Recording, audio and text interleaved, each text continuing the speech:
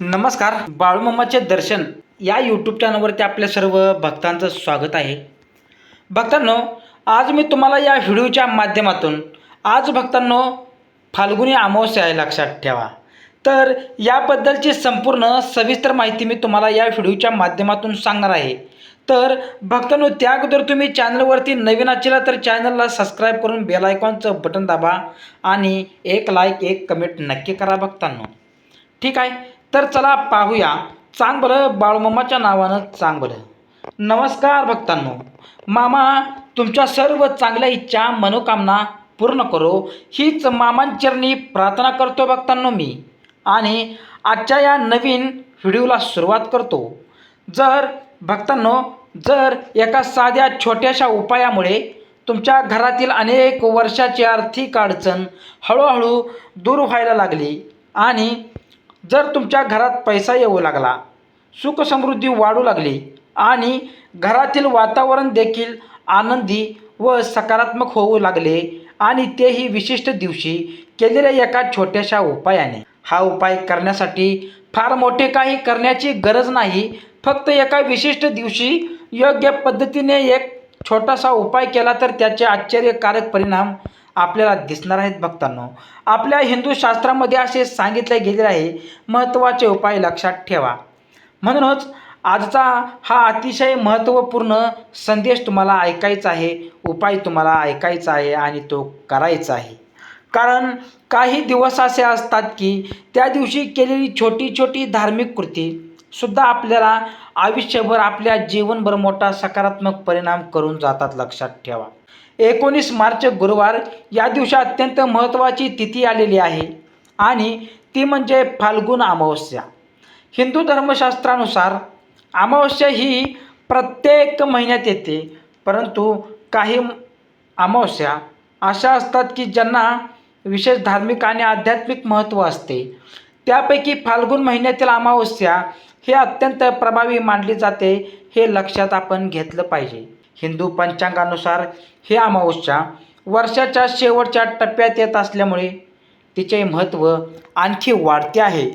अनेक धर्मग्रंथामध्ये असे सांगितले आहे की या दिवशी केलेले स्नान, दान, जप, पूजा किंवा काही विशेष उपाय हे अत्यंत फळ आपल्याला मिळवून देणारे असतात, लक्षात ठेवा. विशेष म्हणजे हा दिवस केवळ देवपूजासाठी नाही तर पितृस्मरणासाठी देखील अत्यंत महत्त्वाचा मानलेला आहे. तसेच भक्तांनो, आपल्या पूर्वजांचे आशीर्वाद मिळणे हे प्रत्येक कुटुंबासाठी खूप आवश्यक असते. कारण पितर प्रसन्न असतील तर घरात सुख समृद्धी वाढते, अडचणी कमी होतात आणि कुटुंबाची प्रगती ही सहजरित्या पूर्ण होऊ लागते, लक्षात ठेवा.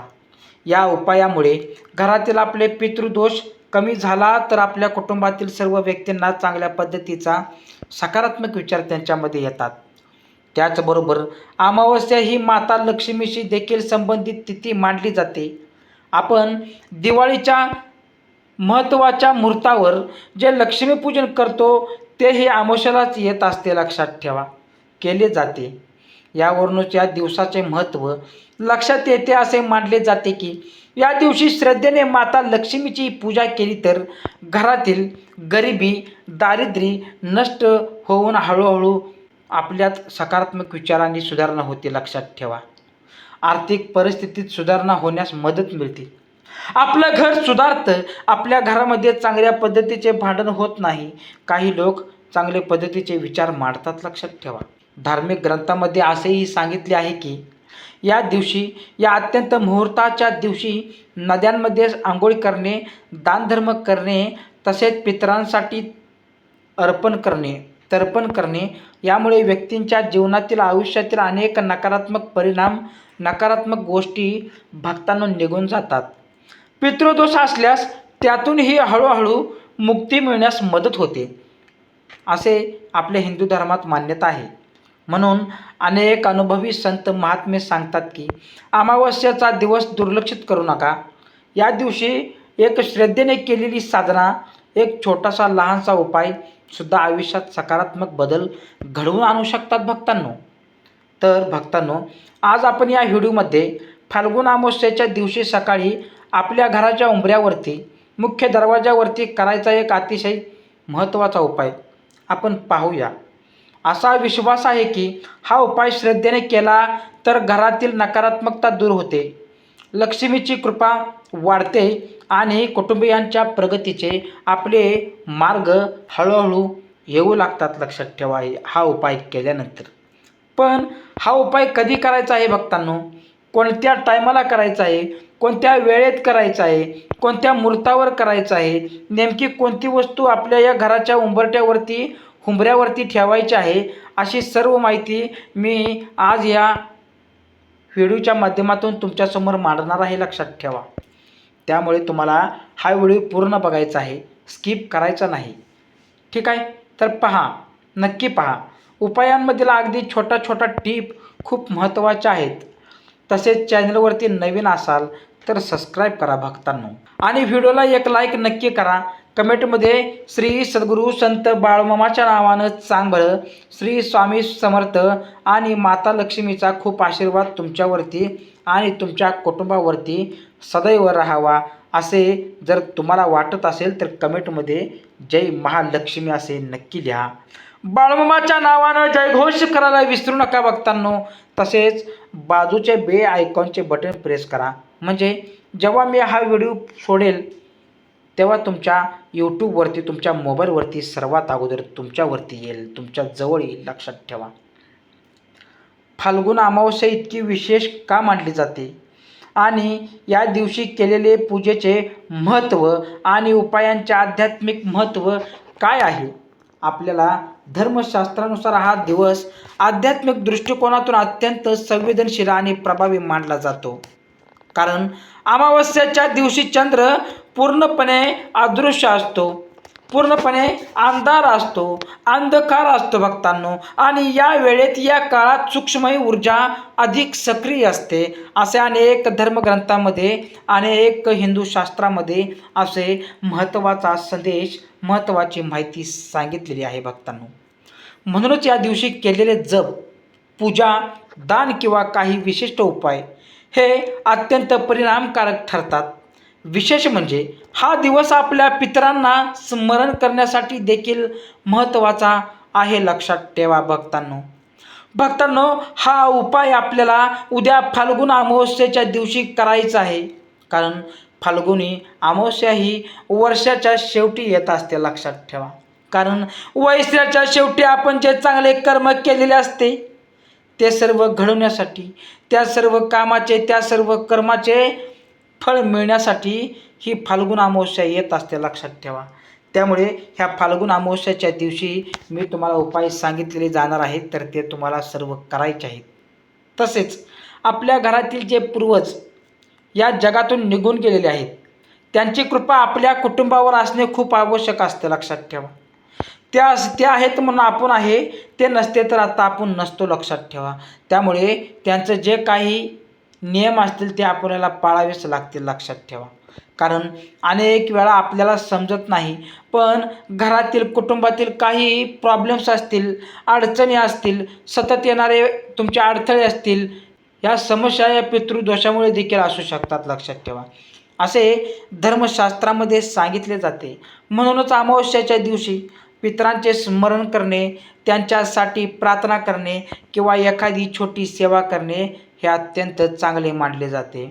असे केल्याने पितर प्रसन्न होतात आणि ते आपल्या कुटुंबाला सुखी संसाराचे आशीर्वाद देतात असे मानले जाते. भक्तांनो, आता तुम्ही कितीतरी वेळा ऐकले असेल की कितीतरी घरामध्ये पैसा येतो पण टिकत नाही. कितीही प्रयत्न केले तरी आर्थिक स्थिरता येत नाही.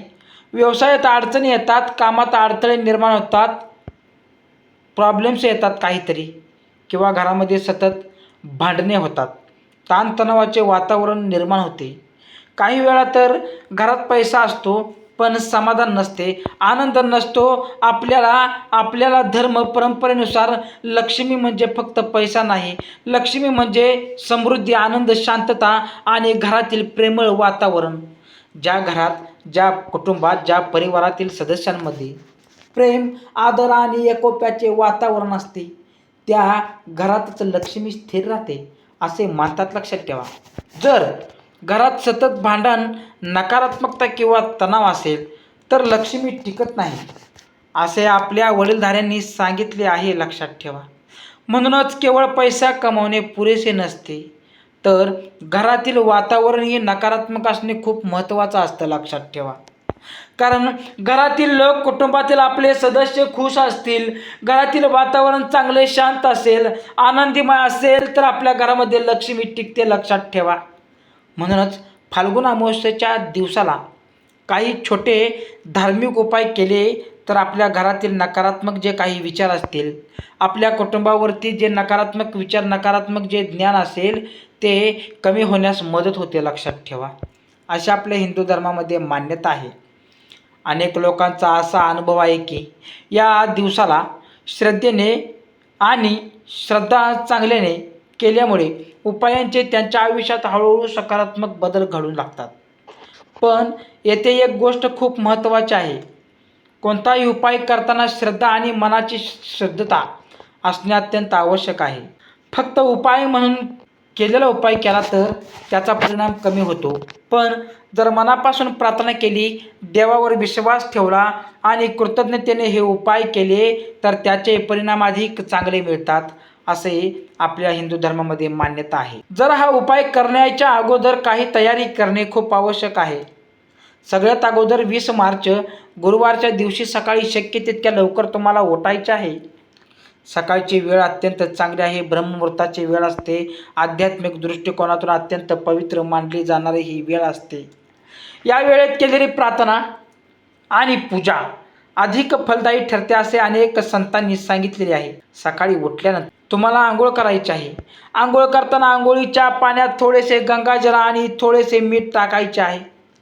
गंगाजल पवित्रतेचे प्रतीक मानले जाते आणि मीठ हे नकारात्मक ऊर्जा, घरातील नकारात्मक ज्या काही गोष्टी असतील ते दूर करण्यासाठी उपयोगी मानले जातात. त्यामुळे या दोन्ही गोष्टी पाण्यात आपल्याला टाकायच्या आहेत. नंतर आंघोळ केल्यास शरीर आणि मन दोन्ही शुद्ध होतात असे मानले जाते. जर कोणाला गंगाजल उपलब्ध नसेल तर मीठ टाकूनही स्नान करू शकता.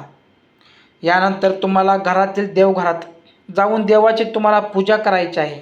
देवांना नमस्कार, पाया पडायचा आहे. धूप अगरबत्ती लावायची आहे आणि घरात प्रसन्न वातावरण निर्माण करायचं आहे, आपल्याला तयार करायचं आहे. शक्य असल्यास देवांना पंचामृताने अभिषेक करणे देखील अत्यंत शुभ मानले जाते. पूजा झाल्यानंतर एक महत्त्वाची गोष्ट करायची आहे, ती म्हणजे घराची स्वच्छता. कारण ज्या ठिकाणी स्वच्छता असते तिथेच नकारात्मक आणि लक्ष्मी आपली टिकून राहते, लक्ष्मीचा कायम वास राहतो. म्हणून घराची स्वच्छता करणे अत्यंत महत्त्वाचं आहे. फरशी पुसताना पाण्यात थोडेसे खडे मीठ आणि थोडेसे गोमूत्र टाकावे. गोमूत्र उपलब्ध नसेल तर हरकत नाही, फक्त मीठ टाकले तरी चालेल भक्तांनो. पण पाण्याने घर पुसल्याने घरातील नकारात्मकता कमी होते आणि वातावरण अधिक शुद्ध होते, असे आपल्या हिंदू धर्मामध्ये मान्यता आहे. हे सर्व झाल्यानंतर तुम्हाला पुढे सांगितलेले मुख्य उपाय करायचे आहेत.